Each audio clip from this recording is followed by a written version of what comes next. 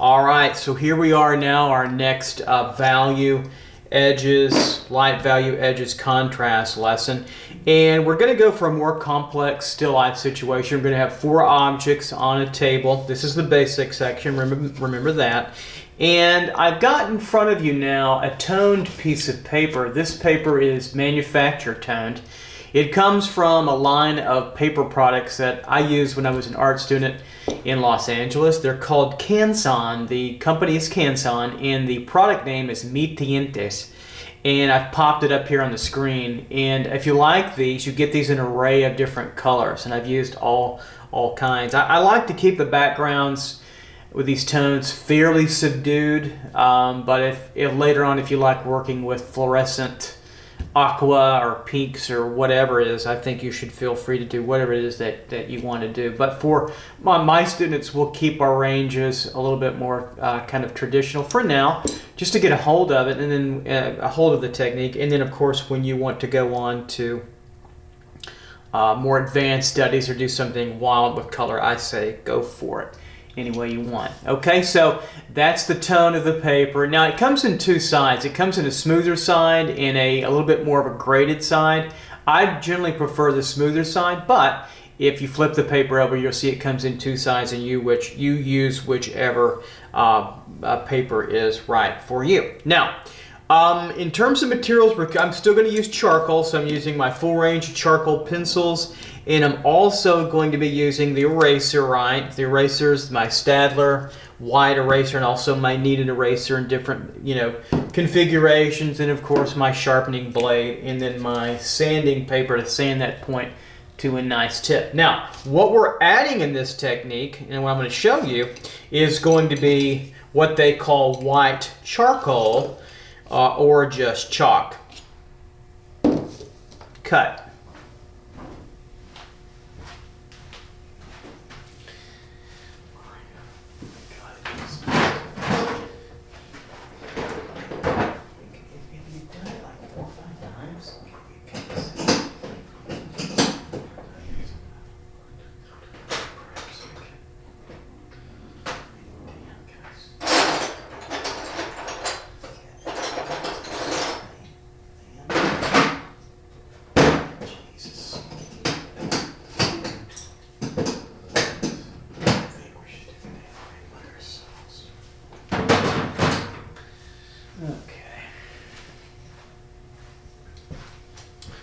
Okay, 5, 4, 3, 2, and so now I want to bring to the equation the white charcoal. Now this is from General's Charcoal.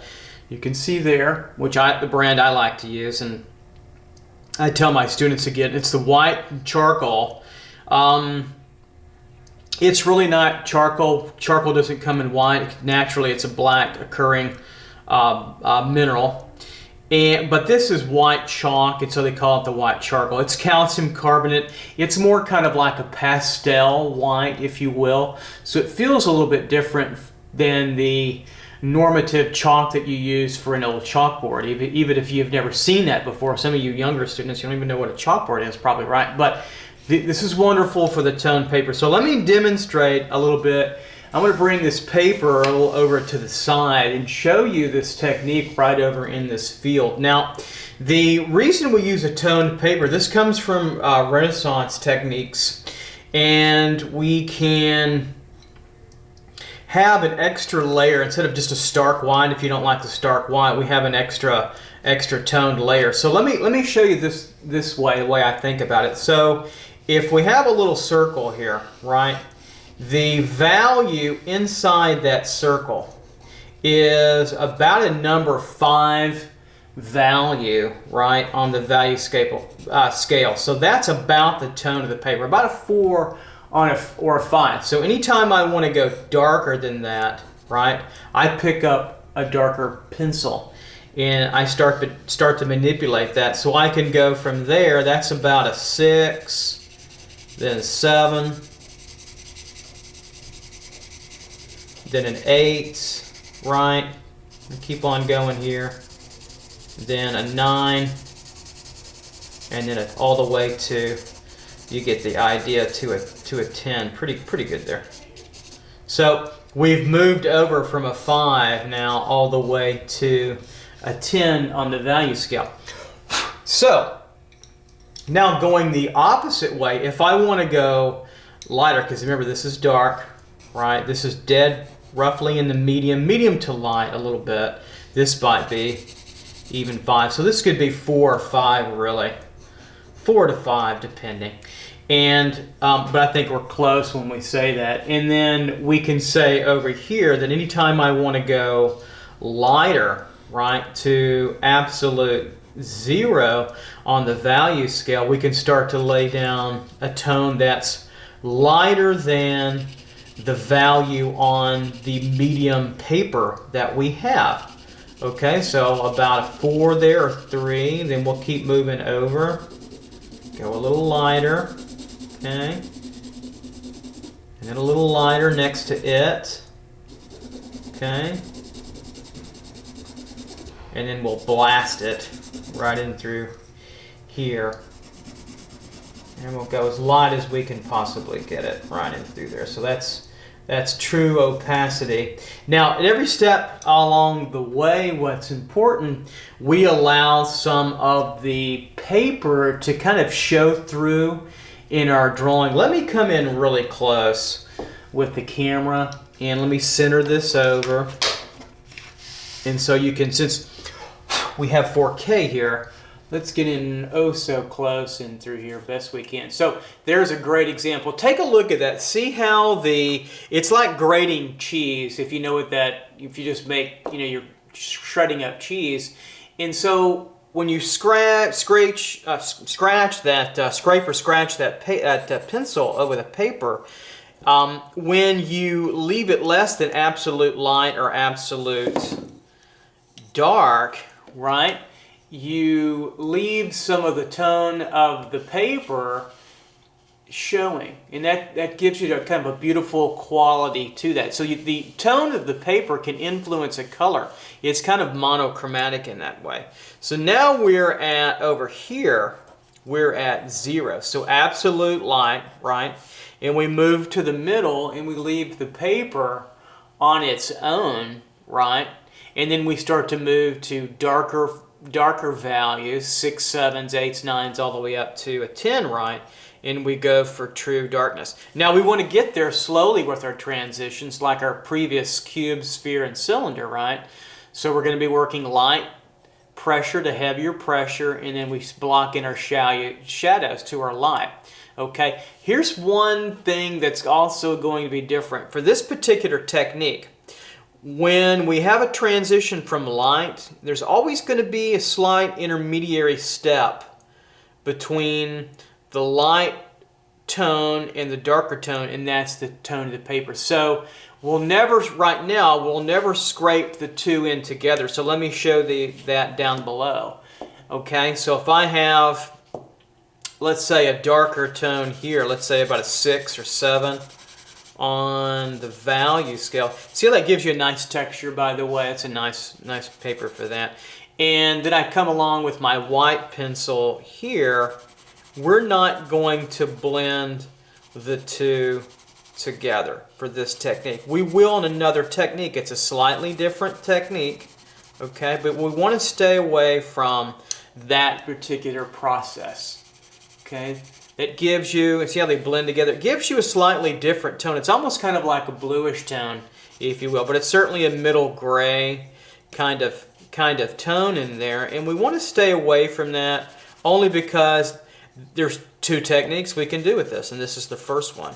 So we won't blend together, and I'll put a dark over here to show you kind of how we mix that together. So we want to stay out of that for now. Light coming here, and then dark coming on the other side. So we kind of want to stay out of that. I think that's important to note. So we'll work with this particular technique, and then later on we'll do a drawing that involves that particular idea. Okay? All right, so I wanted to show you that. I think it's important for you to see that, to understand the particulars and the differences of that process. So let me pull the camera view out now. We'll come on out here. Back to comprehensive view. I'll try to keep that in camera so we can relate back to that. Okay, so what I've done, the paper sheet's about 18 by 24. You can buy those at the art store here in the US. And the image size I'm going to be working with is going to be 9 inches by 12 inches. So it's 9 inches vertical by 12 inches over. So 9 by 12 here. So I'm going to start out now laying in the composition. And we'll just do a very light, loose lay in, and then we'll tighten this up a little bit. So we'll work with this back table angle, and it's a little bit angled, slightly tilted from lower left, higher right. It almost bisects the composition almost down the middle, doesn't it? So we'll lay that in nice and loose right in through there.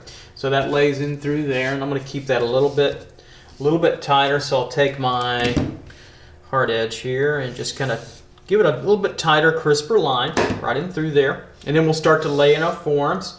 I might lay in the cylinder first. So the cylinder is about right in through here, and it's about this thick, and it lays in the table about, I don't know, about right in through there. So we'll come across and lay it, get its height here to about here laid in. There we go. And I'll start to work on the ellipse. There we go, get that laid in. And then the top ellipse in through here, pretty narrow.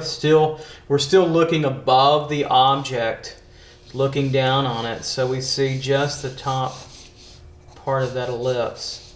So we know what our point of view is already. So we've got that laid in. Then I'll come and just tighten up these angles, get these nice and vertical in through here and also here. So we've got our lay in there. And I'll put the forms in first, and then I'll worry about their form shadows and cast shadows right after that. So the next form I'll start with is the sphere. So we're kind of catching 4 of our objects pretty quickly in a very simple form, and they're not overlapped, you notice. It's a pretty basic drawing in through here. So we'll work on the sphere in through here. We'll get that laid in, nice true kind of circle through here so it doesn't touch the back of the wall. There's a little space there, so it ends about right in through there. There's our sphere through there. There we go.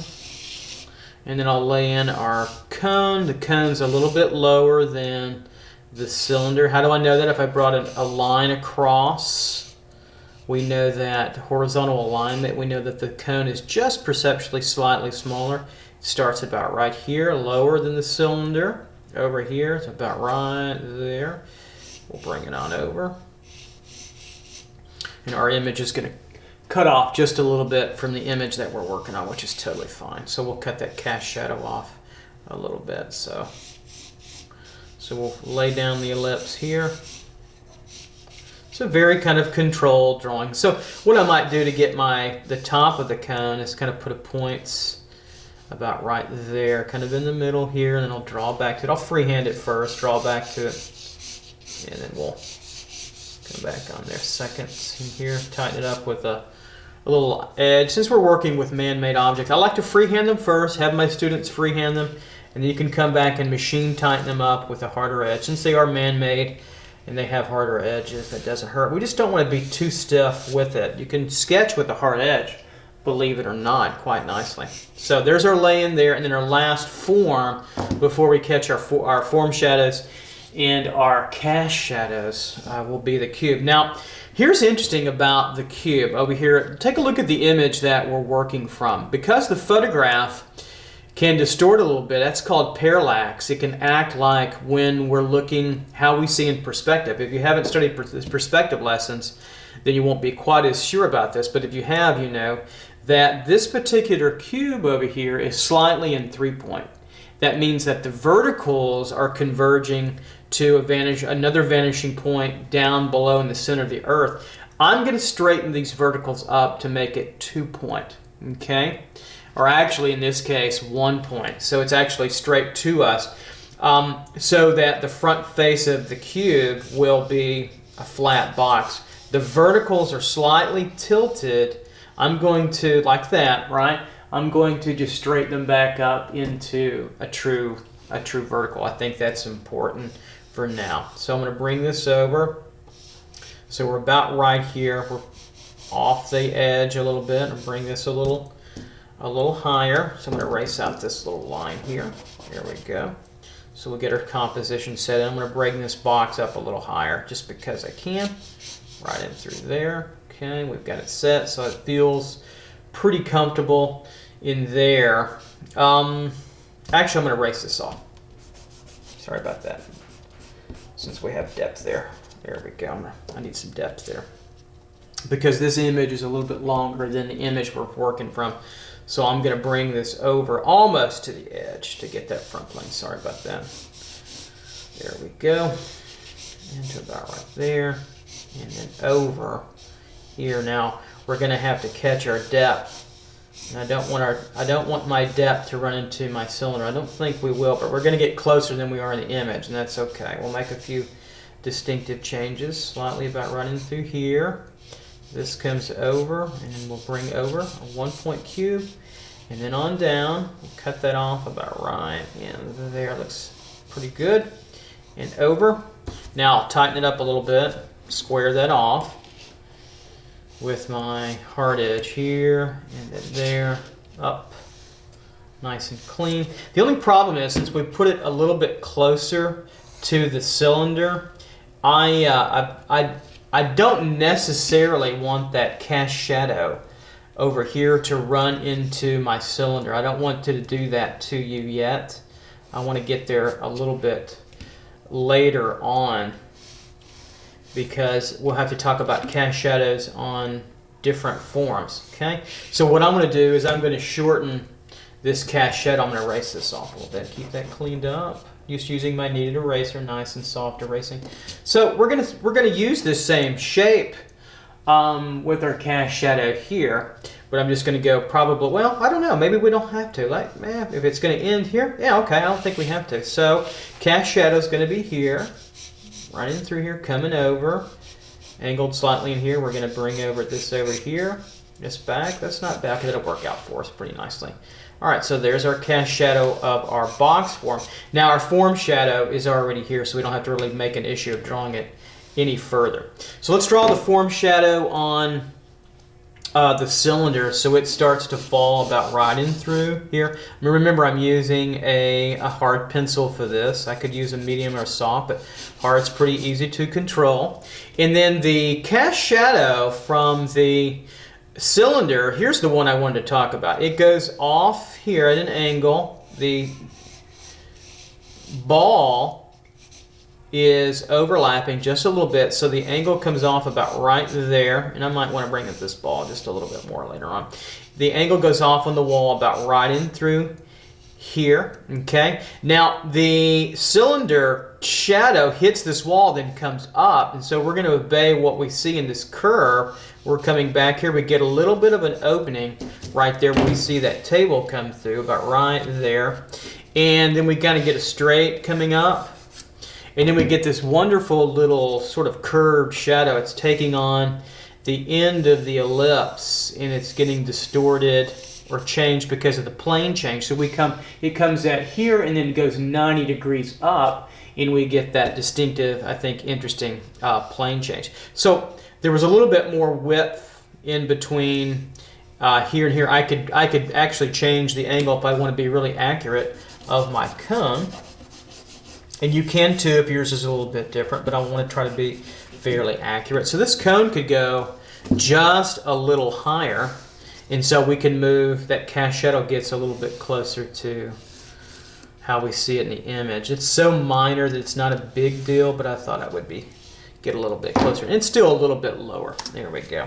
All right, so and this cast shadow edge then can come over a little bit longer in through here. Now that we're drawing lightly, we can make a lot of changes. You can erase charcoal very easily. It comes off pretty quickly. Okay, so we'll bring that over. It almost touches in through here. We'll keep it flat, and I'll take my edge and keep that edge pretty flat through there. And then this angle of our cast shadow will come over a little bit more. So about maybe a little bit higher, and then over and kind of touch right in through there. We have our cone through there. And let's get our cast shadow of our sphere. So we'll put a little area, especially where it sits down in the ground, about right in through here. Nice little darker, crisper line through here. There we go. Form shadow caressing over like a crescent kind of moon coming in through here. Okay, and then gently turning underneath here. Later on, strongest is going to be about right here with my core shadow. Sometimes I'll put a little softer, darker mark to just kind of show myself right in through there. And then see how it cascades. It comes underneath, down, and through here, over. And the bottom of the ball touches kind of underneath and curves back over, so we don't actually see where it touches. We see that darkest part of the shadow. The cast shadow starts about right here on the ball, a little bit where the crescent of the cast shadow kind of ends down in through here, a little bit over, then right in through here, and then we've got a drawing ellipse problem. It's moving back in space slightly this way. Why? Because the light source is high to the left, coming down on the object. So the direction, I'll put a little directional flow, is moving in that direction, so we can kind of, but just barely, so we can come across and say, okay, here's where the ellipse ends, right in through here. And remember that cast shadow is a fairly hard edge, and it starts to angle off just a little bit. Get that in. So we've laid in that cast shadow, and then we have the lighting situation now for the cone. I'm going to strengthen up this line just a little bit so we can see that in through there, and then we can now put on the form shadow. We don't see a lot of it. There's enough of it though. We're starting to get sufficiently moved away. The light source is sufficiently in front of the cone, just enough to push that form shadow pretty far over. And then we'll catch this edge. That's where it touches the table. Nice and clean there, really strong. It touches all over actually, but there's a real strong dark because that little tip there, but that's where it really starts to turn over. And then we'll just tighten this up a little bit through. And then the cast shadow moves back into space this way, away from the light source. So if we kept going, this would get to about way over here. And then the cast shadow starts from the back side. You can imagine that coming through. We'll erase that in a moment. About right here, and then angled over, gets flatter, and it starts to end about right in through there. So that's our cast shadow shape. We got all that, and then we can say, okay, I'm going to take this ellipse out. That'll get in the way later on, and then of course we'll take this out of our picture plane too as well. Or you could leave it in for a sketch. It doesn't matter to me later on. Good craftsmanship matters. Okay, so now let's block in. And let's separate in our drawing the light side from the dark side. Remember that 1-2 step, 1-2. Now, this won't involve any of the white charcoal. I really don't get to the white charcoal at all until the later stages. And there's a reason why for that. It can kind of run away from you a little bit. And I think systematically speaking, which is kind of what we're doing now, it's a very hierarchical, systematic approach for now. And this serves you well academically in your training, and then you can break those rules. But you'll see that if we work from our shadows first, even on toned paper, just like we did with the white toned paper, it works pretty well. Now, we'll reverse that trend when we work on a very dark background because we can't block in shadows. We wouldn't be able to see them. So we can flip that process and work with light. Now, you could work your light first. I just think it's a little bit more logical and saner, if that's even the proper word to use, to block in your shadows first. So let's do that. I'll start back with the cylinder, and let's just start to mop in now a tone, and we're going to go to about a 5 or 6 on the value scale. Nothing too crazy. We'll soften this edge a little bit. We know that that's the form shadow on the cylinder there, and you'll see how quick this can get to start to come up and start to pop out. So we've got the cast shadow now of the shadow shape here, okay? And of course that background tone is going to be darker too later on. That pushes that dark. I'll recatch this edge of the table about right into here, and over there. And then we'll work why not work the cube? Okay, now the cube does look a little different because we straighten it back up. Okay, we straighten it back up, and I can make Could make that a little bit taller to make it more of a true 1 point and not a tilted slightly 3 point because of the parallax of the camera. Just keep that in mind. So we altered that a little bit, made that more of a true 1 point. So we'll block in our form shadow here on the box and the cast shadow. We'll group all that together. So we're grouping, we're blocking in, mopping in, and grouping together. Form shadow, which is a naturally occurring shadow on the cube, and the cast shadow, which is naturally occurring from the casting of the cube onto the table. We'll do the same thing on the sphere. Nice and simple and easy.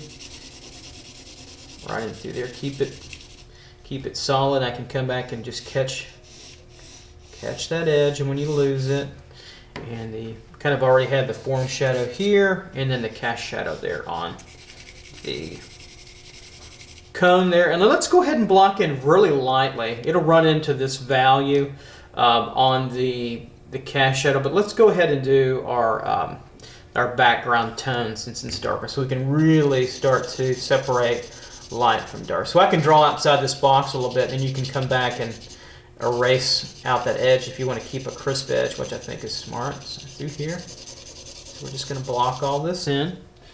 And later on I'll be turning my image around a little bit so I can really get to it, but I think I can do this pass without it.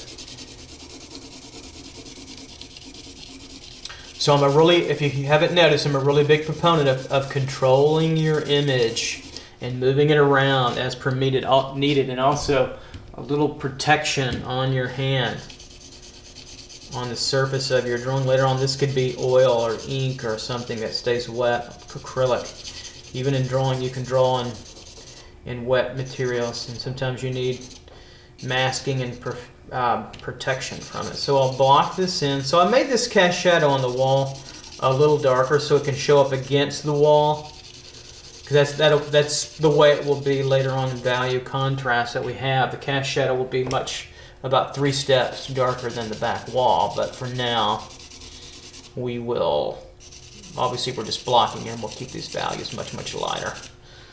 We want to build up our value system slowly, gradually, and get confidence with that. And then later on you can get there quicker for looser techniques, plein air painting or expressionist, German expressionist type work, or whatever it is that you're going for, illustration, whatever.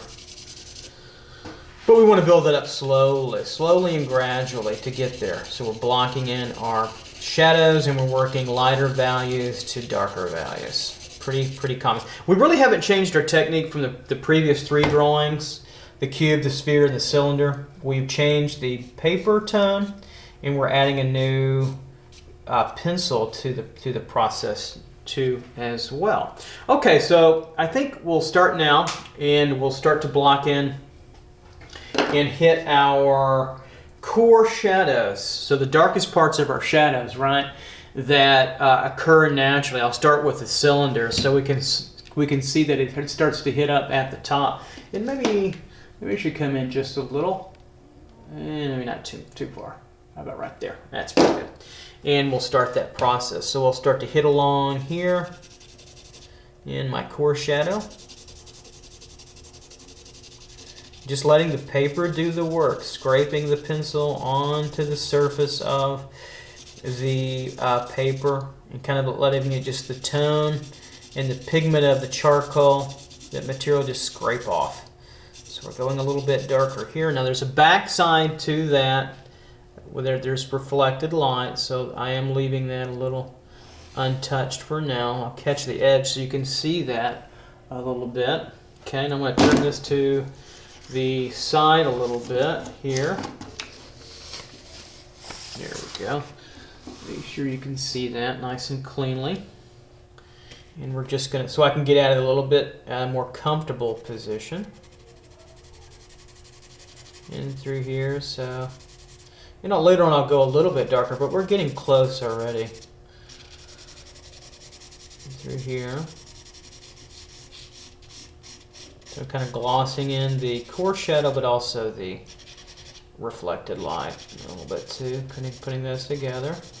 Okay, coming across, and I'll add a little bit more darker form shadow, and I'm building across the cylinder pretty quickly. The transition, remember it's a soft edge, but it happens pretty quickly. And I'm building up to about the tone of the paper. Okay, so that acts, the tone of the paper acts as a darker form shadow, so it's about right in through here before we add any light. And so we're gonna build up our entire drawing before, of value before we add really any kind of light tone to that. So I'm gonna come across here, take my hard charcoal, come back over here, catch this nice edge in through here. Okay. Work on that ellipse. That kind of point, make a little point there for that little ellipse turn. It draws your eye to it, makes it crisp. Right in through there, then we'll turn through.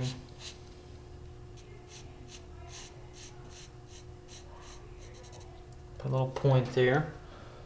Right in through there. Hopefully I kept my head out of the way. I'll do the best I can. Put my big old ugly bald head, which some of you have seen now for a while. Sorry about that. Okay, so now we'll add a little tone up in through here. So a little lighter over here. We see now a little bit of tone. It's not too dark, but it is a little bit darker than the paper.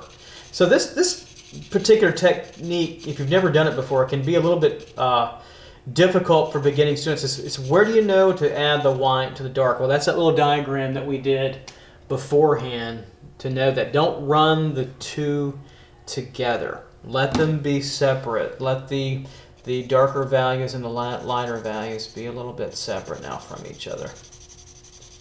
And you'll see by example. That's what we're all about here at the Drawing Database, is to lead by example, and then you can go out and do your own thing. I get a lot of cool emails out there, and I'm starting to get a lot more students that need some help with technique. I'm not a coaching, I just don't have the time to see everybody. It's so hard because I've got my employment here at the university and in my own professional career, but I can help you some. But if you can get to your local university, if you're out there, if you can't afford it, that's okay. I can help you the best I can. But if you can get to a local art instructor that you trust, and that's going to take some trust on your part, do that too as well. Okay, so that works pretty well. I'm going to put a little tone on the back side of this cylinder to say it's turning away from us, right in through here. It doesn't necessarily show up in our image, but I'm going to put it there to turn it. I tell my students to add this. It gives it more of a dimension. So I kind of run into the background tone and then into the cylinder pretty quickly, and then kind of lay off of it, and we're pretty good there. All right, so I'm going to add another passage tone in the background here so we can start to see the cylinder pop out a little further in through here. There we go.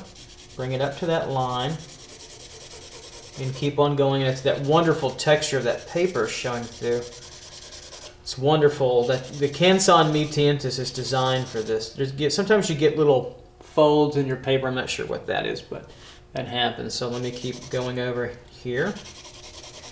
Just adding another tone to our background. Now, a word to background tones. This is pretty flat, the situation that I've imaged. However, we can modulate that a little further, meaning that we can make areas a little darker and a little lighter. How do you know how to do that? Well, look at art history. Look at Velázquez.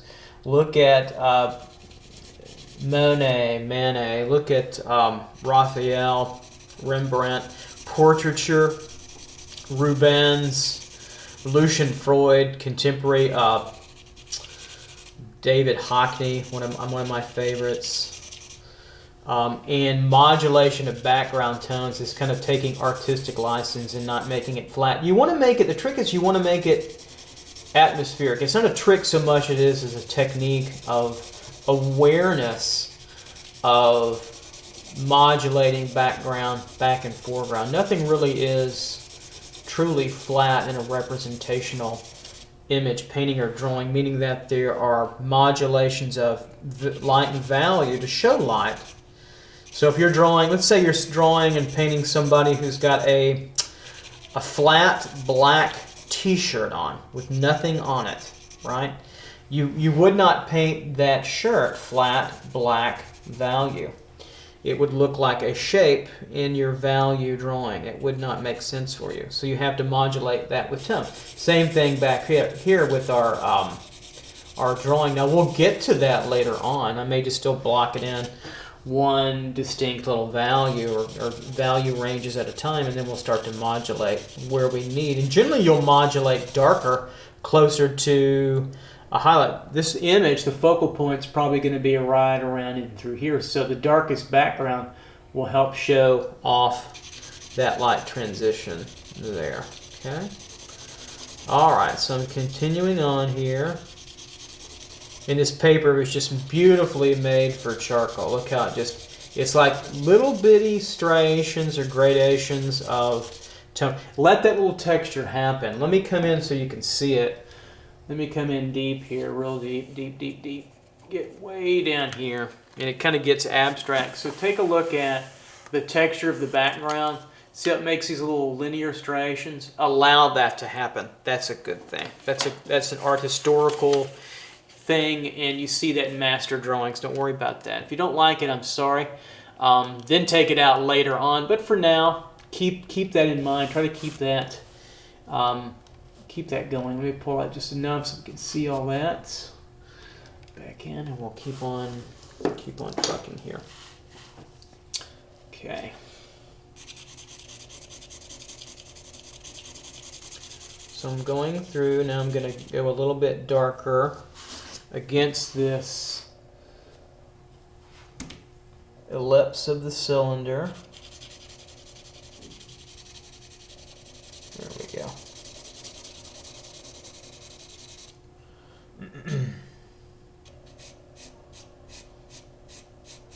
Catch that edge very nicely. We'll come back through here. And that starts to contrast pretty nicely so far. And we'll keep going. Now I'm going to continue on here, but I'm going to come over and kind of glaze over this tone into here. Notice I'm starting to lose my cast shadow. I'm going to make it a little darker now. I'll catch it. There's a lot of work to be done over here, but we'll catch it for now. Try to keep that edge. Okay, and we've lost our table edge into here. We can regain that pretty quickly. I'm going to come over here and glaze through this, draw through this here. And I'm going to catch the edge now of my cylinder where I want it. Be careful by making it too strong a line. Just enough to catch that, okay? And we can see that the value in our image, in our background image, let me turn it straight here. There we go. And just about in camera. Let me come out just a little bit. There we go. The background image over here, a little bit more, sorry. Now I can go. Our quartz shadow and our reflected light are close to the background tone. Now we can change that if we don't like it, but I need to get this edge nice and crisp and clean. That's important. Right in through and on down in through there. So now I can take my cast shadow edge and make this a little stronger through here. Catch that. There's an edge here that I need to catch that goes to the cast shadow on the wall, so I can go a little bit darker. And then I can come in here and start to draw into the cast shadow a little bit darker. Catch that. Just kind of letting the pencil do the work, the paper actually do the work for me. Just scraping over it and letting the texture of the paper take on the charcoal. So it's ridged. It's like potato chips that catch the charcoal a little bit. There we go. Now we'll come up with that cast shadow. It's a softer edge, so I'm going to make a little line with my ruler or my hard edge, and then later on I can soften that down a little bit running through here, because that's softer on the wall. There's some air and atmosphere getting in there. And getting in there to that cast shadow. It's still relatively a sharper edge, but because it's cast, we can tell it's from the cylinder, right? But it's a little softer than when it gets closer to.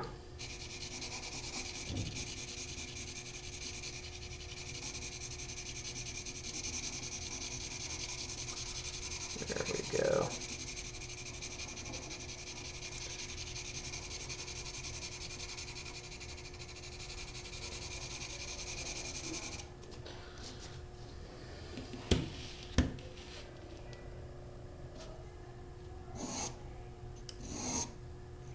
Catch the edge a little bit and through there, so that's working pretty well. Now later on I can go darker in through here. I'm going to leave it at about this stage. I'm going to come over here, recapture the edge of the cylinder just a little bit more, use a stronger line, and I'm going to take this coarse shadow, soften this over here, go a little bit darker. That's going to be close to where it's going to be, where I need it to be. That's pretty close right in through there, not bad at all. Okay, so I'm going to keep going over here.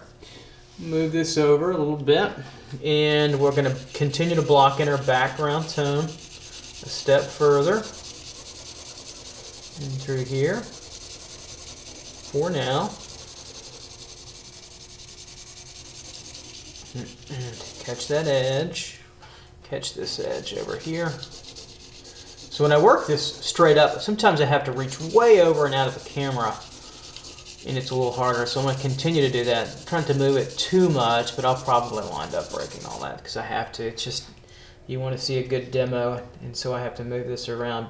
Don't be afraid to move your image as much as you need to get the right stroking pattern that you need. It's really, really important. Alright, so we're coming over here, laying down this tone.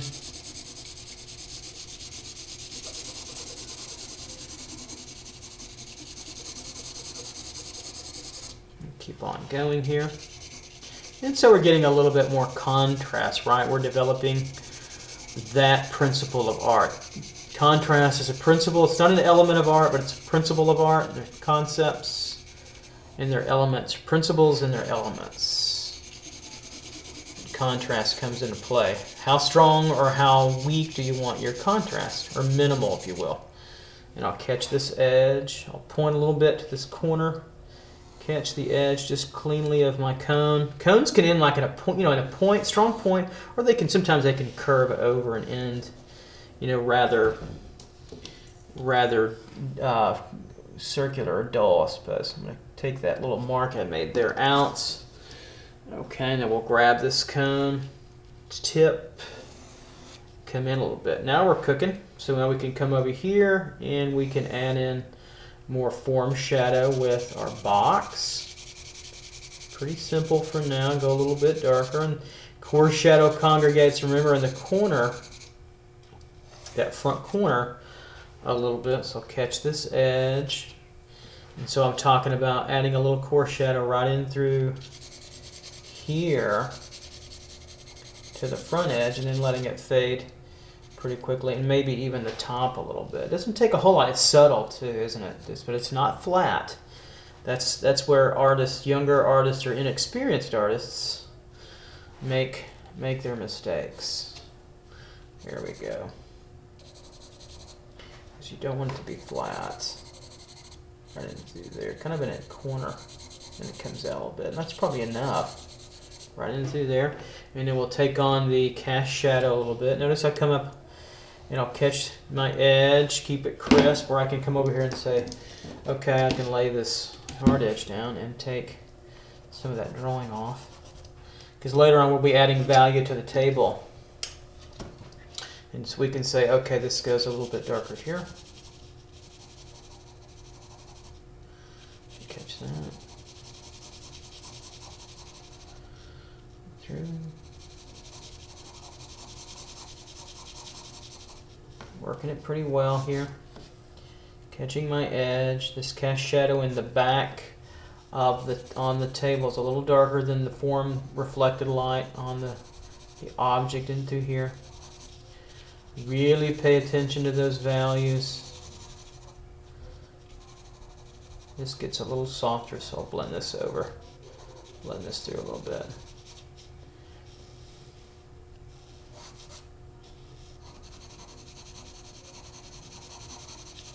There we go. That's looking pretty good there. So let's push on now with the sphere here. Excuse me, the sphere. And we'll start laying in, blocking in its core shadow as well over here. So we'll kind of just, again, take where we were at here with the form shadow. I'll start to gloss over this a little darker and then take and start to separate the form shadow into the core shadow. Remember that darkest part of the shadow here, kind of that crescent moon shape on the ball here. And it's where the light ends and the shadow begins. And it creates this very soft edge right in through here. And then it also creates on the other side of the sphere, the back side, right, this reflected light. So it does a lot of things at once. It's very powerful, and it gives you that pop, what artists call that three-dimensional kind of popping out of the surface. It's a technical term that artists use. If you hear that pop, that's what we talk about in art terms. And so it's already giving you that quality, and then we'll come along here and go a little bit, just a little bit darker right in through here, and then we'll soften this up a little bit in through here because we're starting to transition pretty fast into darker form shadow, and then the tone of the paper, remember, we'll get to here pretty quickly. And then we'll get over to the lighter side of the object pretty quick too. So I'm going to darken this in right in through here. That's getting close to the actual value I want for the objects in terms of its collective beginning core shadow value. So I'm going to come across the other side over here of the sphere and give a little bit of backside darkening, just barely though, not a whole lot, just a little bit more than what's on the photograph, just to turn it a little bit further and say that it's coming over and then coming back, coming around the form and leaving. So a little bit darker sometimes than what the actual image will show you. Okay, so back on over and let's tackle now the cast shadow of the object here a little bit. Let's start to block that in a little bit further. And so I'll come down here and catch underneath. Now again, it's always darkest underneath where the ball touches the table where it's closest. So it's darkest, you can see it right in through here. And that's the most immediate part of the core shadow. Hardly any light gets through there. Then it lightens up a little bit over here. And then it takes on the underturn, right? Comes over, and there's still a little bit of cast shadow left in through there, about right in through there. So it's a little bit lighter as it comes out a little bit. But right there where it touches right in through here, the table and underneath. Actually, it touches deeper underneath because it curls around. So the edge of the sphere, none of that's touching anything really around here. It's touching a little bit deeper within the contact on the table, and it gets really dark inside there. So we'll come out here now. We'll stay relatively pretty dark in through here, but it's not flat. And let me talk about why it's not flat. Because atmosphere, air, and light is bouncing all over all of these objects and onto each other. You get reflected light. But again, it's darkest closest to the object, and as we pull out a little bit and get a little bit further out here where the curve is, that gets a little bit lighter, and you can play around with that, or play around, but adjust that to your liking. And so I'm going to make a little bit of outer ring just slightly darker as the inside gets a little bit perceptually lighter, just a little bit. And this stays pretty hard edged, and it gets a little bit softer along the outer boundary on the outer edge here. So I'm going to blur that just a little bit. Later on you can use your fingers to blend a little bit to change those edges. I'm not going to do that in these beginning exercises. I want to disabuse you of using your finger to smudge and blend, not because I'm mean and I'm a tyrant, but because I want you to be able to control it with the tools. You can do that with the tools. Once you can do it with the tools, I think, pretty well, then I let my students, I encourage them actually to experiment with finger manipulation and or stumps in chamois or paper towels, and then draw back into that with pencil texture too as well. A little bit of both. And that takes some art historical reading or looking at images actually to really get that idea of what I'm talking about. Is some of the greatest draftsmen of the past would use a little bit of smudging and also just true drawing. Now I took that edge down a little bit just to clean it up, but I'm going to blend it just a little bit right in through here to soften it up right in through there. So that's looking pretty good. Maybe just a little bit darker right in through there. Okay, so let's go now for the cone, and then we'll kind of reassess what we've got. We're looking pretty good there, and we'll get some more subtleties, and then we'll probably, what I call, turn on the light, and that means we'll start adding the lighter pencil to the composition. So let's turn this over to its side. I'll work with the cone a little bit. So it kind of just sits there for us. I'll kind of darken this in a little bit on the back side. We can see that, and then I'll come across with our form shadow. There's not a lot of it there. It's pretty thin, but it's there. And it's hard to see, but there is a little reflected light. So especially down here towards the edge, I'm going to add the coarse shadow and take some great pains to keep the reflected light next to it on the shadow side a little bit lighter. So you see that I'm going to come across here, catch my edge, so you can see that clearly right in through there. Catch that edge there, that catches that. So we see that. And then I'm going to go a little bit darker with my form shadow. I'm bouncing back and forth between a medium and a hard pencil. Charcoal, using General's charcoal. There we go. And it gets a little bit fuller through here, and then it starts to soften up into darker form shadow in through here.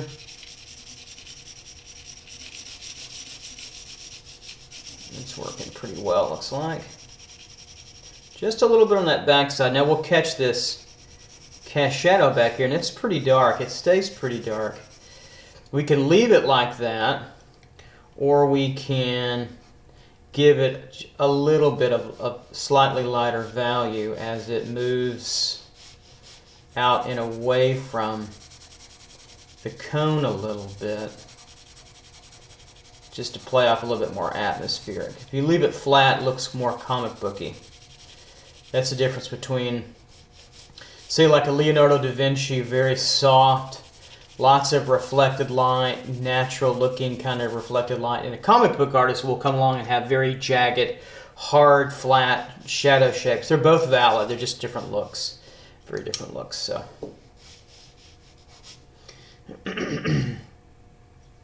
Okay, so I'm going to kind of come across here, soften that reflected light down, pull this form shadow, the dark form and lighter form shadow, and then come across the back side here of the cone and right in through here and give a little bit more tone, just barely, just a half step on the value scale, just to turn it around the opposite way and make it feel that, again, it's turning away from us. That you won't necessarily see on this particular image, but if you put it there, I think it's going to help. And right in through here where I sketched a little bit, I'm going to take that out, clean that up a little bit. Okay, there we go. Okay, so we've got that. So we've got a good, I think, really a good, nice, now more comprehensive, dark shadow value lay-in. I think we're ready to refine it just a little bit, excuse me, further, and then we'll go on to adding light.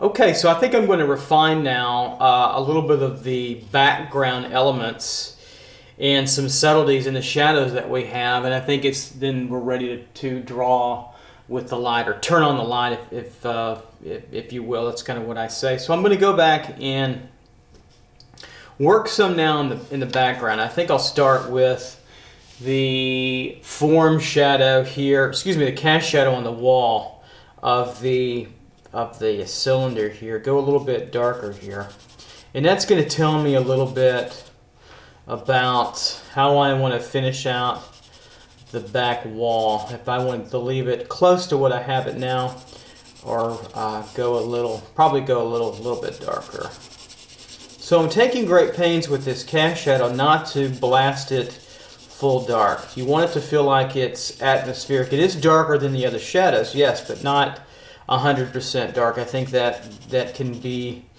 a sticking point for students where they see cast shadows and it's just automatically dark. It seems easy, but there's atmosphere inside that, and so I think you have to be careful. Go a little bit darker here, darker along the edges, just slightly. Keep that a little softer. And again, the paper helps you keep that softness. It's looking pretty good. I'm pretty happy with that. I'm going to come in a little deeper here. Go just a little bit darker. Just slightly in there. There we go.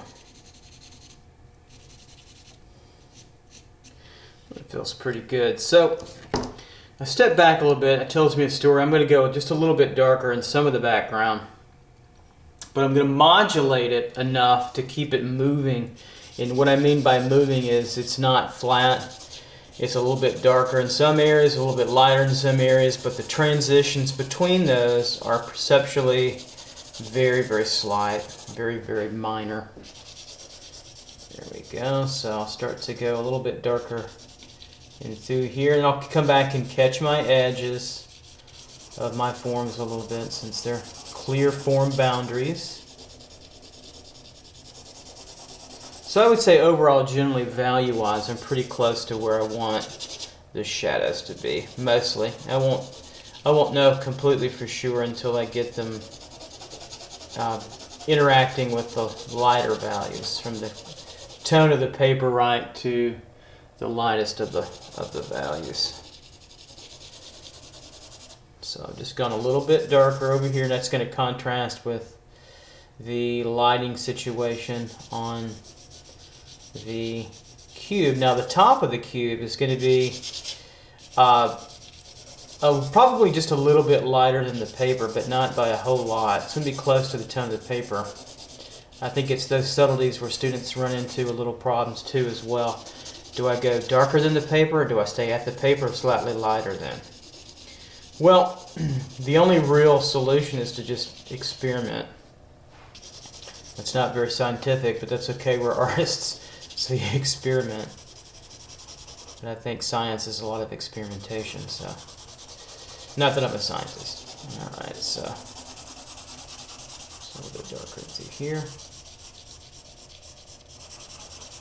So that feels pretty good. I don't want to go any darker than that. Now I'm going to blend this to this lighter area a little bit. Taking great pains to keep my edges crisp. There we go. So it's perceptually just slightly darker than over here, and I'll start to lighten, or excuse me, work over here, blend that off a little bit. I might go just a little bit darker right in here. Kind of a little darker patch without any harder edges. Right in through there. And I'll come over. We'll go a little bit darker. Catch my edge here, and I can recapture these edges anytime I feel like it. I'll just do it now. Through here, and I usually just put a little extra crisp little point dark at some of the tips sometimes of the forms. It kind of points them out, keeps them perceptually crisp. Here. And right in through there. It's not a very, it's not a strong line. It's not meant to be a strong line, but it is meant to be a crystal clear, form, so that we can see that clean edge. I think that's important. All right, so let me continue on here. If you're drawing with me, great. Just slow it down when you need to.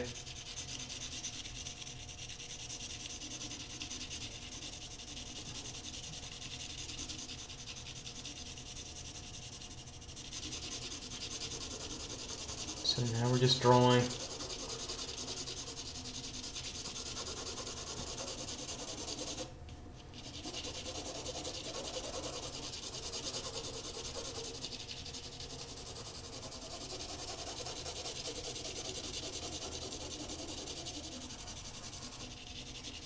And I'm going to capture the edge back here of this cylinder, here to here.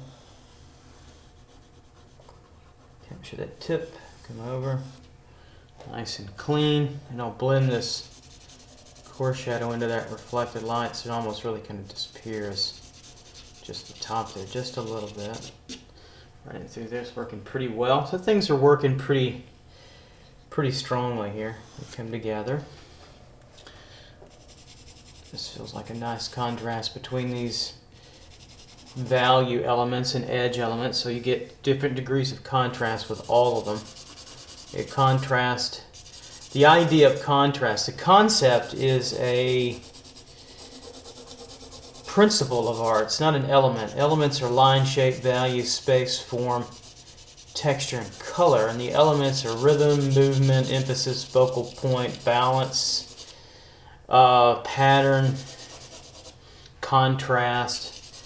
I think I got all of them. I might have missed one. Those are, sometimes I forget those a little bit, or I forget which one I said.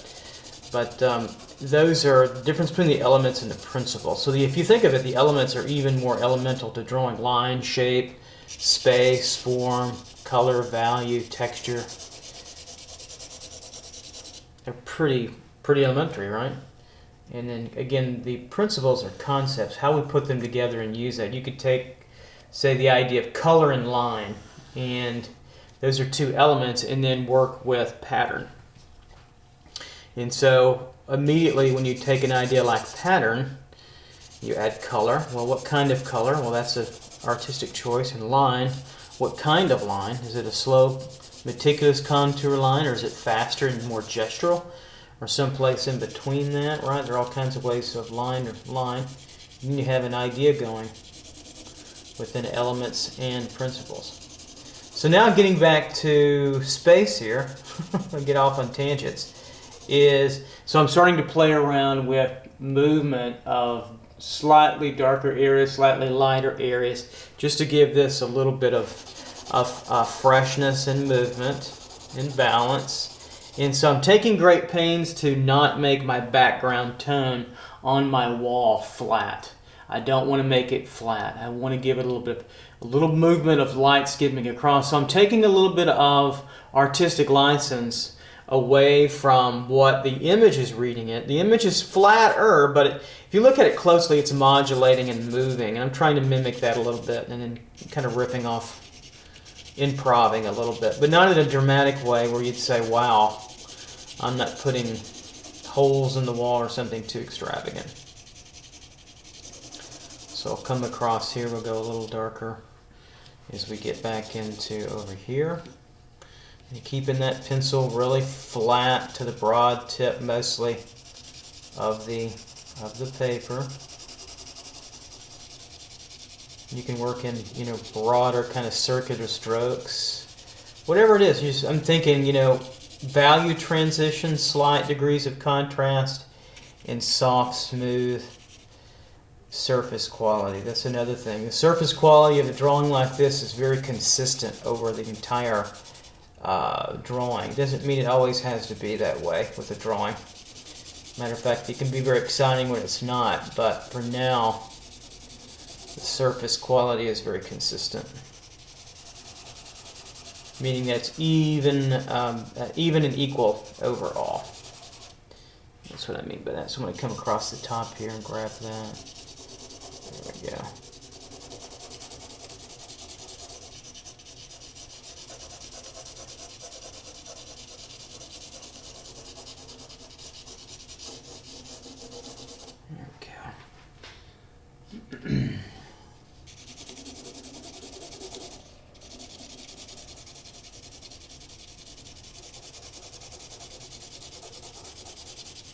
still working. I'm going to put a little darker area in this corner.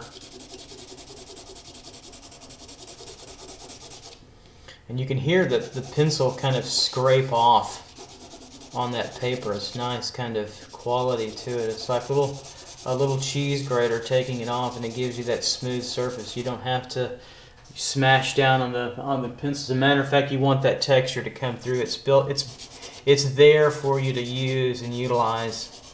So the Canson-Mi Teintes paper is really great quality. I don't have any monetary involvement in any of the companies. I just think it's a great product to use. Sometimes I get emails from companies now, since I've got some time in making a decent amount of videos, that it's like, hey, would you promote this product or that product? And I generally don't respond. This is a public service video. There's no profit here, and so I'll just tell you what I think is good. If you ever have any questions about products or materials, I've probably tried most of them, if not all of them, to various degrees. I'll tell you which is great, which I think is great. That doesn't mean you think it's great, so you have a say in your own education for sure. Okay, so I'm getting close to finishing this out in pretty good manner here. So I'm building up a dark corner so where the eye goes through here at some point, so we don't completely lose what's the total focus over here. So that's feeling pretty good now. And I'll just kind of continue to smooth this last part out. So I might actually go a step darker in through here. I've seen artists be so meticulous with this technique that they only stroke in one direction. And it's really fast, or slow, excuse me. And I'm drawing it fast comparatively, but they get a nice cohesive surface quality to it. Okay, so we've got that there. I think that's working pretty well for us. We're getting some movement through the background tonality. I'm going to catch this edge just ever so slightly right here. That's going to be a very minor boundary between the top of the cube and the side plane of the cube. So I think we've gone about as far as we can now with the shadow tones for now. So I think it will behoove us, if you will, to start using the lighter charcoal. So why don't we jump in and start to do that, and I'll show you some methodologies there for that as well. All right. Okay, so I'm going to come along here and kind of shave. Pencil's looking pretty good there, but I want to take and shave off or sand off a little bit of the tip, the broad tip. It's a little dirty there. I'm going to keep it fairly clean. Now, word to the wise when you're starting to use light is that you want to ease into it. So let's go back over here to our little concept here, and let's talk briefly.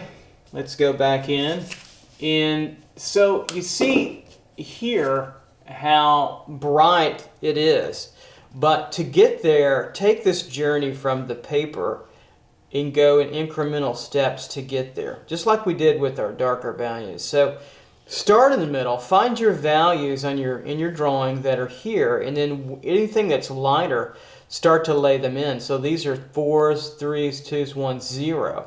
Then wind up at the hottest, brightest highlight, which is absolute light. So don't go the opposite way. Aesthetically, it looks better if we work in layers, generally for this particular type of drawing. Now, there are exceptions to that, as always, so don't think everything is so absolute and rigid. But for now, get there in very light passages to a more intense light finish. And you'll find that there are not many values in the drawing that are really this light. There are probably more points, more areas in between here. Okay, so let's fit ourselves now comfortably in here, and we'll start with that. So I think what I'm going to do is start a little bit on the table and work my way through. And you'll be surprised that the table is not really as light as you think it is. None of these objects are. So I'm going to start adding a little light, really about right in through here, just barely. Not a whole lot. And perceptually it might be very slight, but I'm going to see how really gentle I'm going to ease into that. That's about as dark as I want to go. The values in through here, the back of the table, are about the tone of the paper, and they might even be actually slightly just a little bit even darker. So I'm going to add a little bit of value into this tabletop here. Probably nothing stronger than that.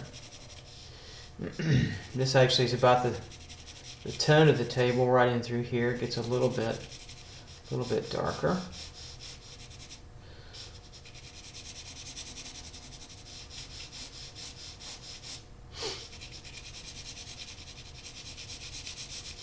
So here's where I see students kind of lose it a little bit in terms of the look of the drawing as they go a little bit too light, too quick.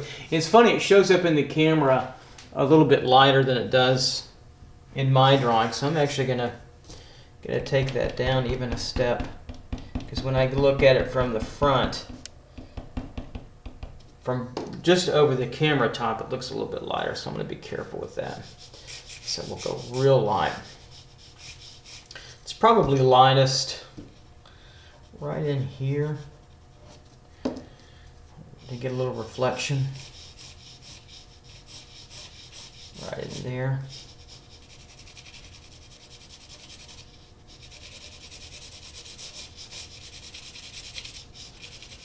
So we'll just ease into this quality, ease into it. There's not much more there.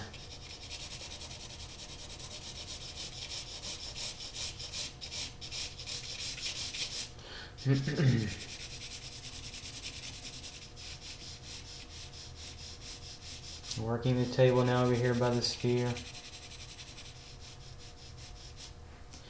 Could come over this way a little bit.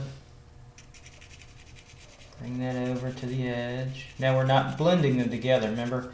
We're leaving a little space, a little air space in between them, to be careful with that. I think that's important. So we're coming down here, and it starts to get a little bit darker as we move on the table surface, just perceptually, just a little bit. And so I'm barely pushing down. So we're really in this value range between these two as best we can be. So I'm gonna almost say that was enough. Over in here, there's a little bit of a darker area in through here, and it kind of curves. I'm gonna put just a little bit of a curve, just to give it a little bit of movement, kind of like I did, kind of like we have over in through here, but just perceptually barely. And then if I think it's too light even, I can take my kneaded eraser. It's a great tool, and say, take it down, dab it down just a little bit. Looks a little bit different in the camera, so I've got the camera above me and I can look through the aperture part, or the window that it has, and it's a little bit stronger in value than it is when I look at it from the angle the lights are shooting down this way on my drawing. That's interesting. So keep that in mind. We're going to keep this subtle right in through here. Now one thing I want to show you is back here on the table. This could go a little bit darker. So we're in this value range, 5s on the value scale. So a little bit darker back here. We get into some nice subtleties here. A little bit darker. There we go. And start to bring that over, and it still stays a little bit darker, doesn't it? Down in through here, and it transitions to about the paper right in through there. It feels pretty good in through there. I'm gonna take my eraser. Show a little bit of paper transition between the two. Right now I'm not mixing the lighter pencil with the darker pencil. Later on we can. And then right in through here I'll go a little bit darker. So remember, I left a little bit more space between, or less space actually, between the cylinder and the cube.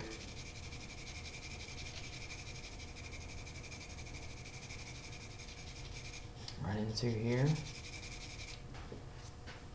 Seems to be working nicely. Better.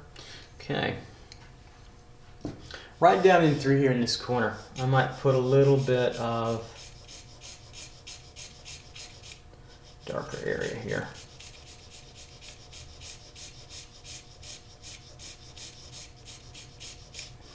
Right in through there, just to pull our eye down in through there.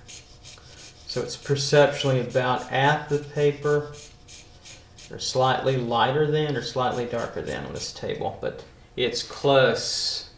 It's close in that value range, very close. And I'm going to start to take this edge of my cylinder off a little bit. It's a little heavy, a little dark, so I'm going to take that down and off just a little bit there. Watch that edge. It's too heavy and too dark for now. We can recapture that in a little bit. Okay. So I'll continue on here.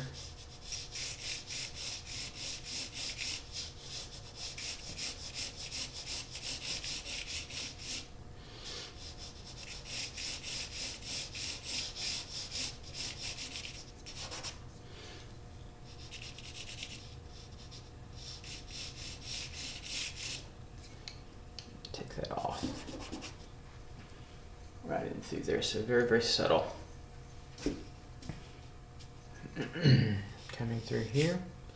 It's a little bit lighter into here. Not by a whole lot.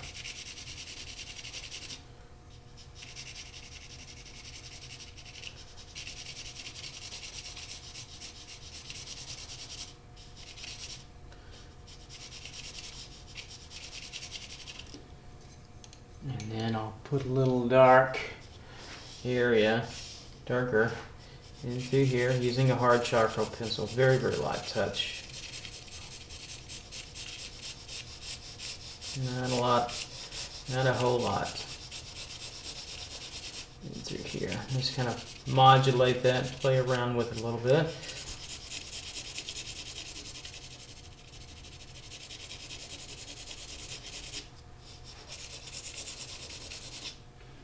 Bring my viewer through. There might be a little bit over here too.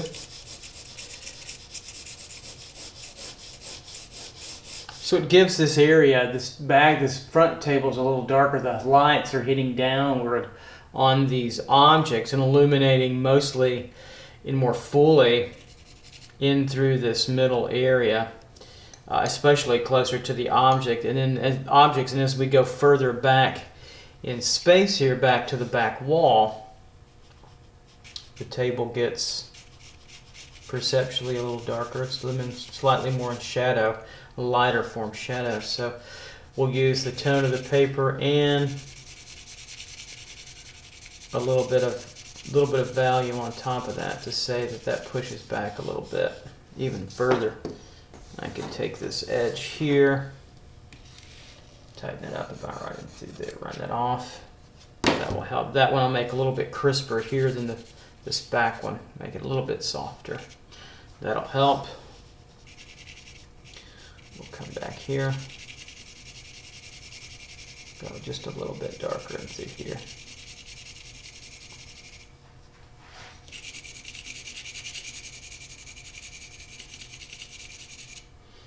All right, we seem to be well on our way.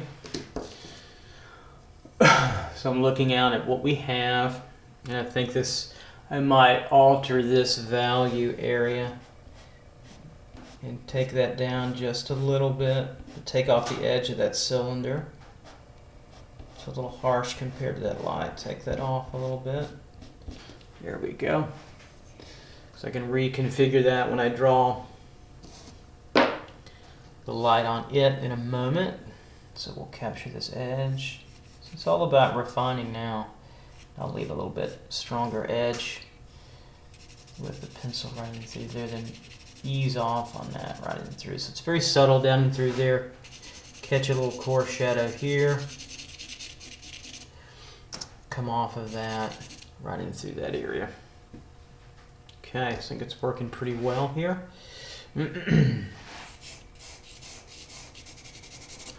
All right, so let's talk about now adding value to the forms. Now, let's start with the cube. We'll just work left to right here. So starting with the cube, the 1, 2, 3 light situation is very, very subtle. Matter of fact, it's perceptually very difficult to tell the difference between the two. So what I'm going to do is I'm going to tell my audience what I want to see from that, and I can make an arbitrary decision. I'm actually going to say that the top of the cube is going to be slightly darker than this side, or this front side, but just by perceptually a little touch, not by a whole lot. So I'm going to come in here with just a little bit of darker value, perceptually very, very slight.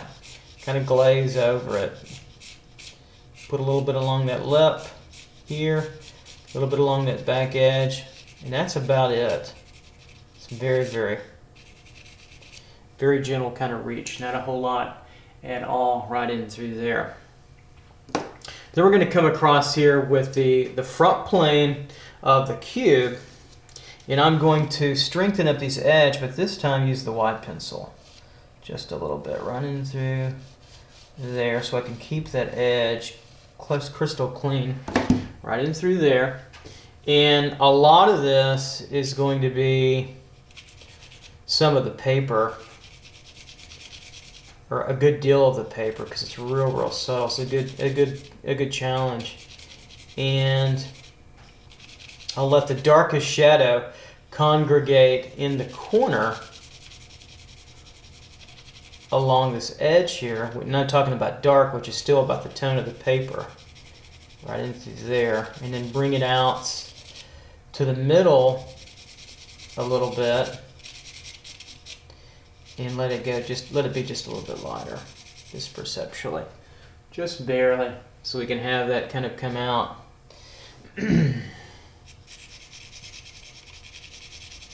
Of the middle of the cube, come out of the middle of the cube just a little bit, and look like it's illuminated.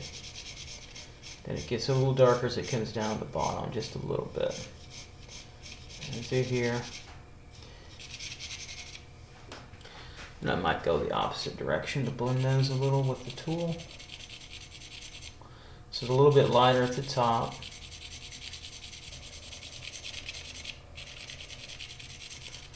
I don't need a whole lot more there. I think I'm pretty close. What I am going to do is put a little bit of, if you notice, sorry if I get my head in the way, this corner edge at the very top of the cube, where the front plane meets the top plane, right here.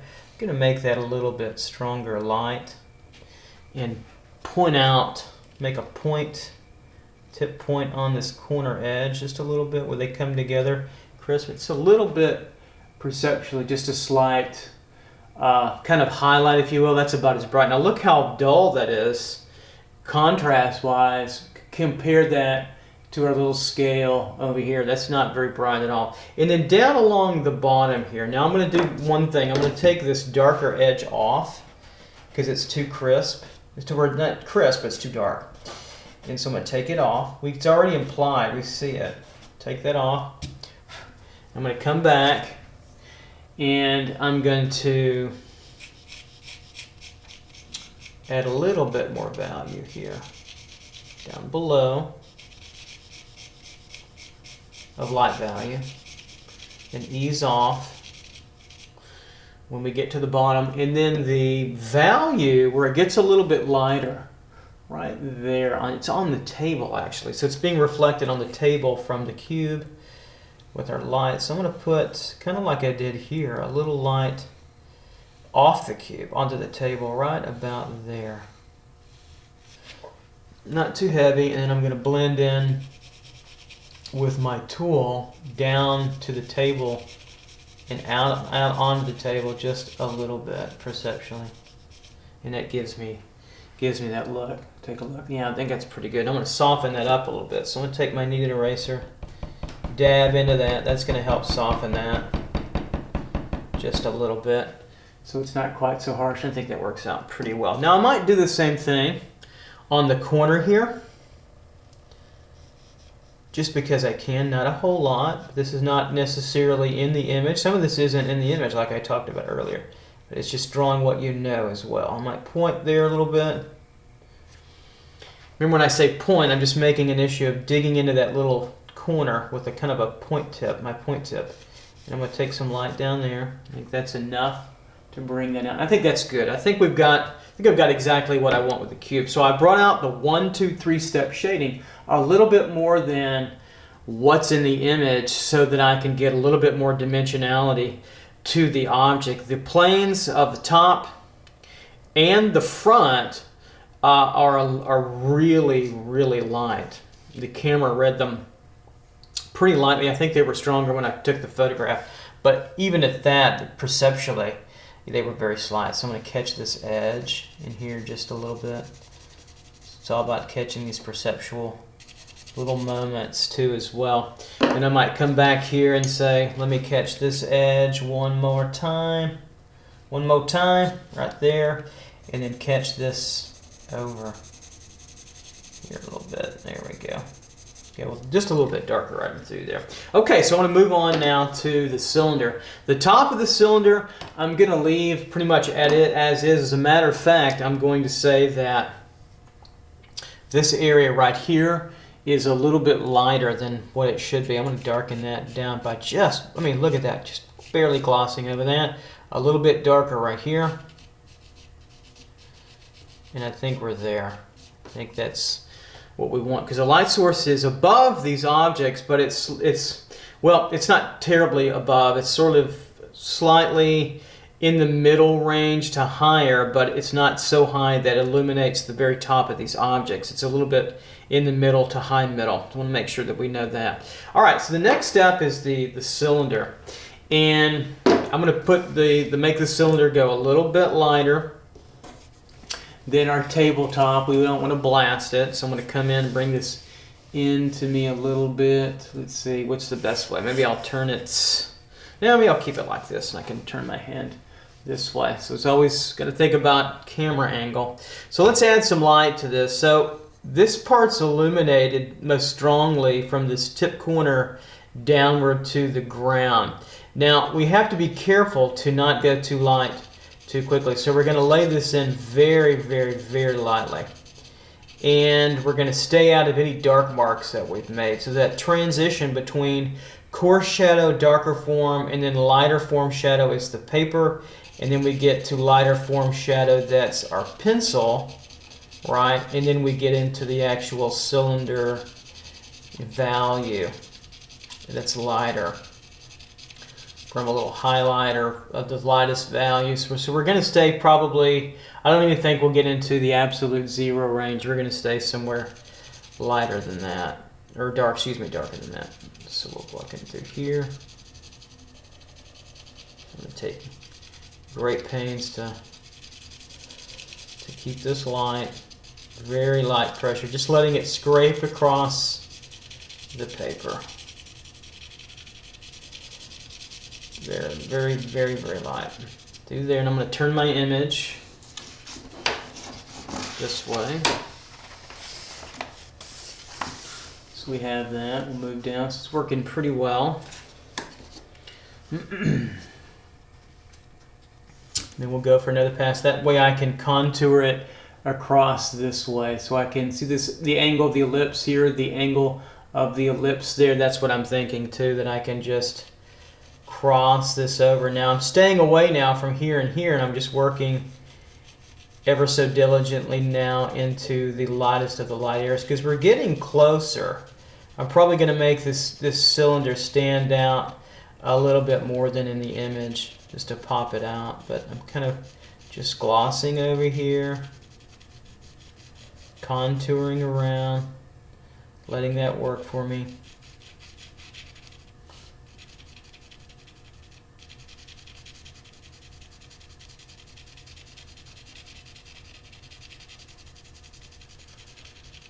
And through here, and the lightest part of the cylinder is going to be right in through here, because the light source is coming in, hitting here, and it's most intense here, and a little bit less there, and slightly less, but a little bit more intense than there. So I'm going to keep that in mind too as well as I'm working.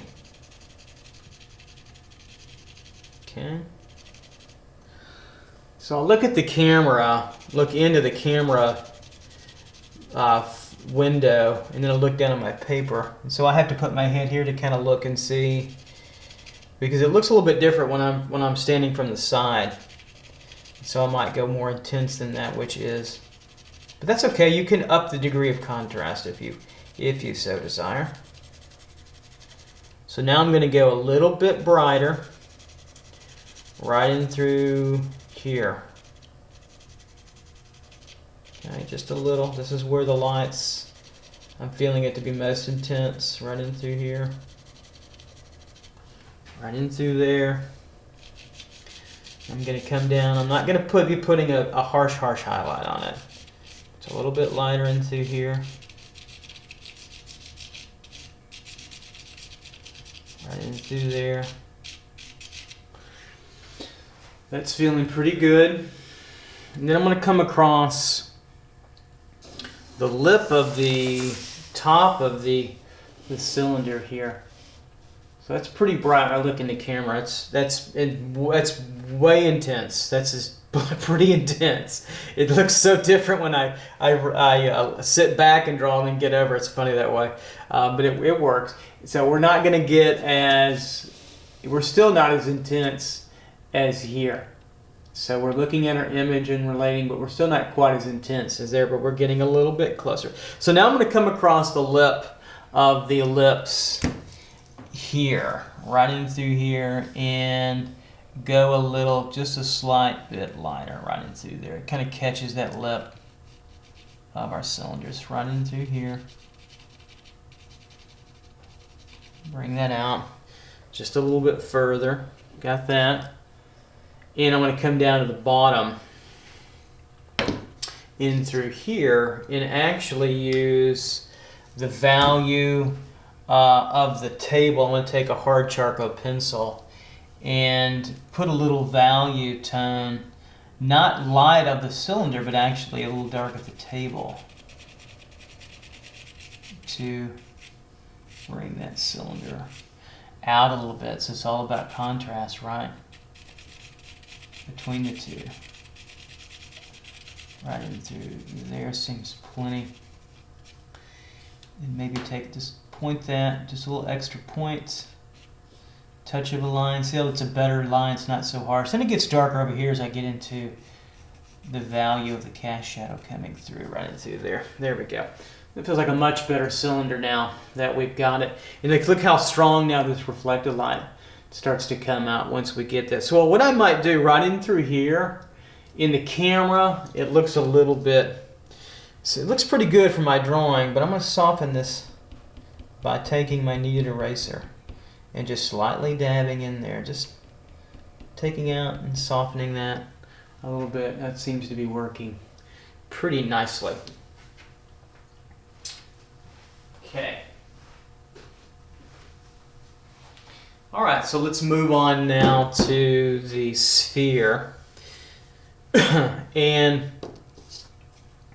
we'll step now into the sphere zone. I'm going to take this reflected light coarse shadow area, go just a little bit darker right here. Just a little bit right in through there.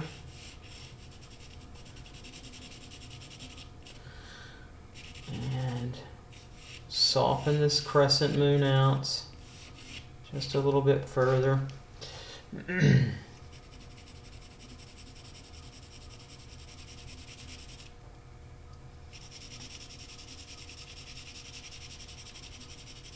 we go.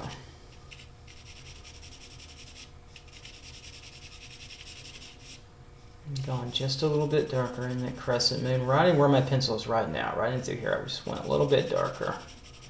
Darkened up that reflected light. Okay, let's add the light to it. So I think I'm going to sharpen up this lead a little bit, make this a little bit longer, expose it a little bit further. Let me do that and let me show you what I've got going and why. So keep on going if you're drawing. This will be a good way to catch up a little bit, but pausing it is always best, obviously. Okay.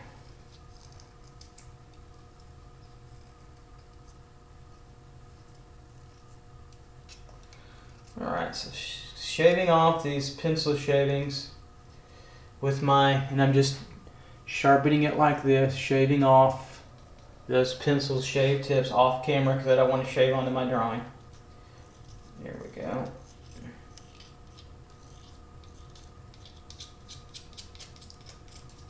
Okay, so I've got this exposed a little bit longer so I can reach out a little bit fuller, and I'm going to use my sandpaper to smooth out some of the cut ridges on the shaved area. So I just sand this down a little bit in through here. Excuse me.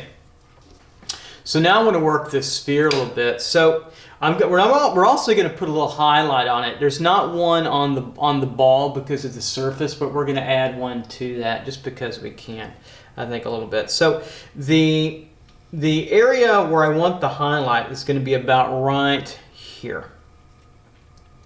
So just keep that in mind. I don't start with the highlight, but I might start drawing a little liner where the highlight's going to be, where this ball is going to be, right in through here. And I'm going to take off a little of the side side of the sphere a little bit. Take my kneaded eraser and kind of gloss over that. Bring back a little bit over here. This might be a little dark, so I'll take that off a little bit. Soften that out. There we go. Okay, so I'm going to start in through here.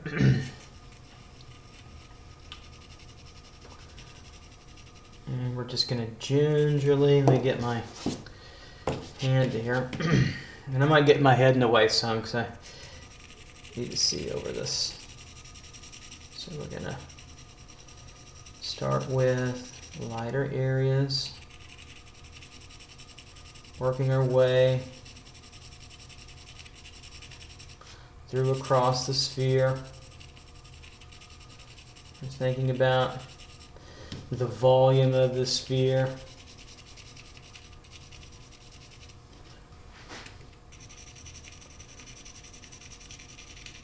Moving its way across the form, and I might take down a little of this darker form shadow on the lighter side down closer to the edge, right through there. And so I might turn my image a little bit to have that work for me.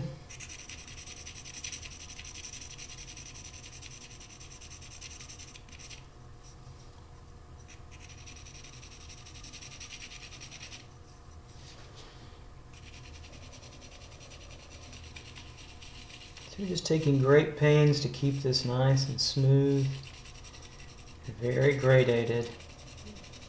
But it happens pretty fast, doesn't it?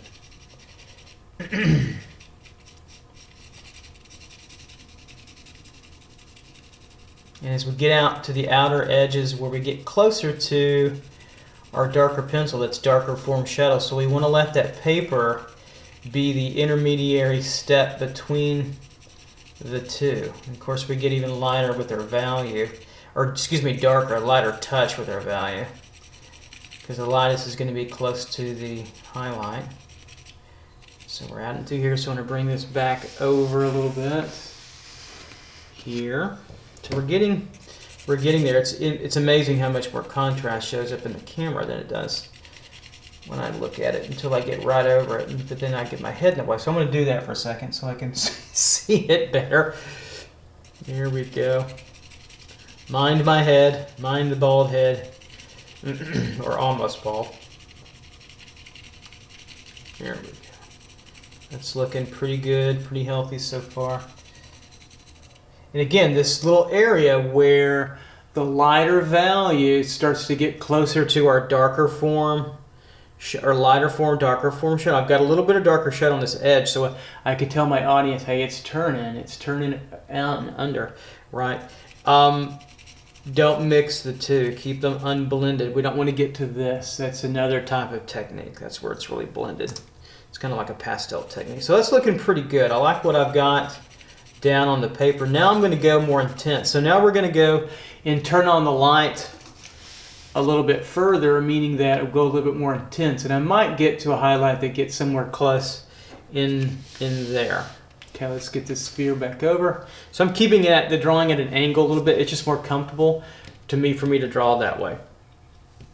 You draw whatever way you need to. So the highlight's going to be over here, about right in where my pencil is now. That's my plan, on the edge over here. And so I'm just going to go ever so slightly stronger. Looking over. Okay. Ever so slightly stronger. And I'm going to make it the focal point of the entire drawing. So the highlight will be the most intense light in my entire drawing. That will make my focal point the strong, and it will keep my viewer coming back to that point often. That's what we want out of that. So as we get a little closer to that, coming in through there, we're getting closer. Let me look over. So it's getting close.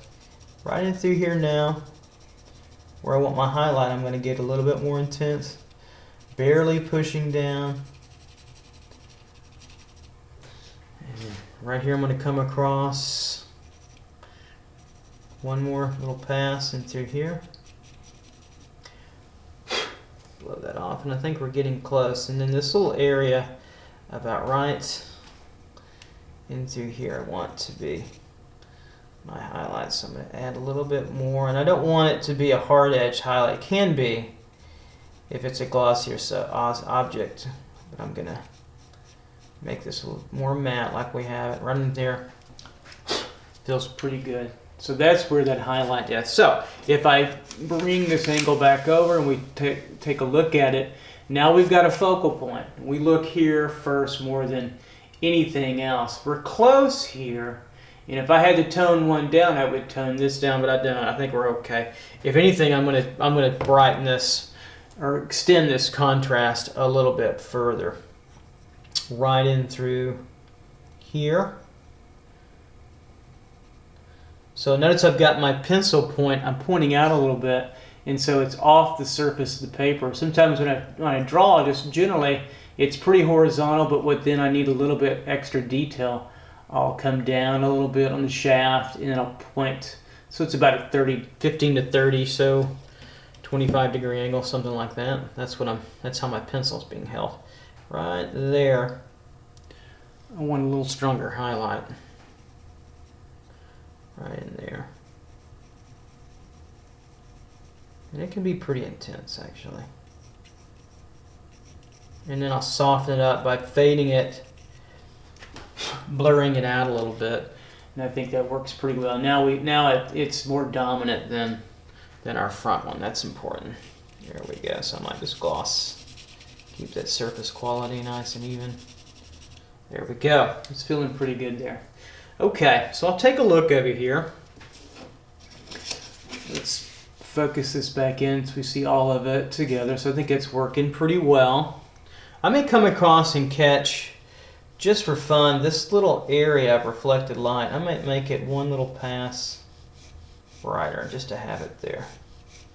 Just a couple of marks just to bring that out, give us a little bit of interest there. I think that's working pretty well. I might bring a little bit of light in my drawing right through there. There we go. So now we've got the cylinder left to really tackle.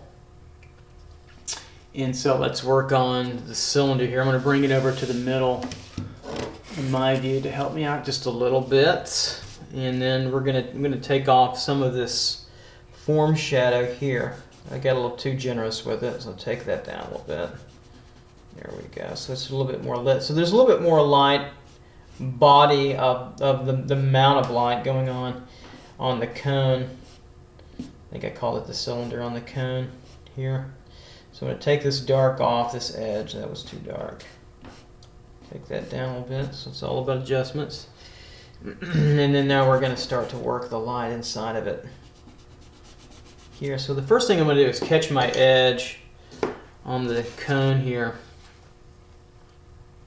Bring this over, it's a little bit higher, right to there, and then come up and catch that again. point it right in through there. Make a little tip point. Really chips out that point. It's probably hard to see on camera. Oh, that may not on 4K. Okay, so we have that. So now we're going to start to add the light. So I may start the broad methodology, kind of linearly coming down. So the brightest areas are going to be through here. So we'll start to just gently add light to our situation, our cone. Just barely scraping off the material now. And I don't want to make this one as contrasty as the ball. I want it to sit back a little bit. So we'll come in through here.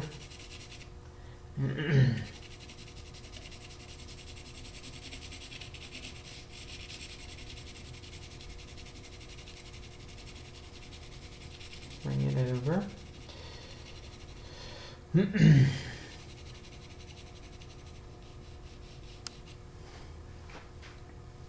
Bring up the light here.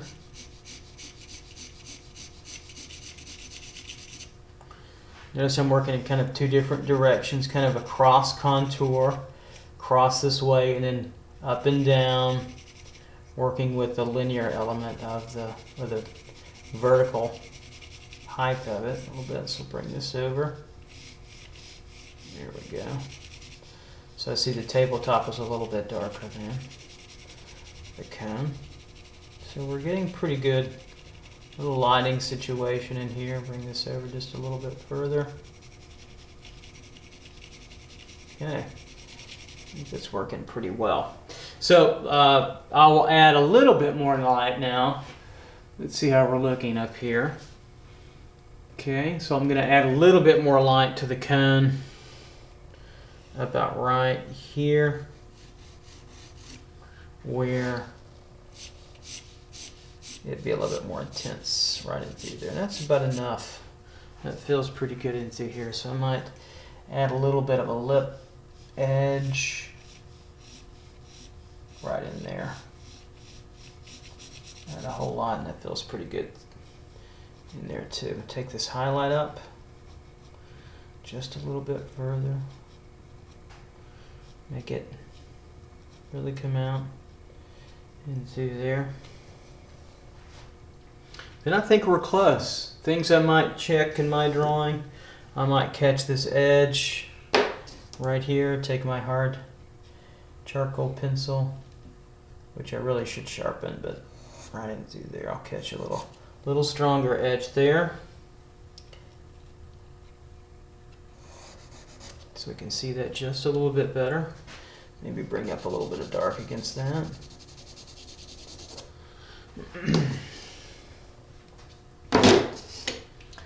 Okay, let's bring this over and take a look and see what we've got. So I think we've got a good light situation now with the toned paper. So to review just a little bit, we used the green toned paper and we laid in our composition with line, and then we laid in our shadow forms, our form shadows and our cast shadows, right?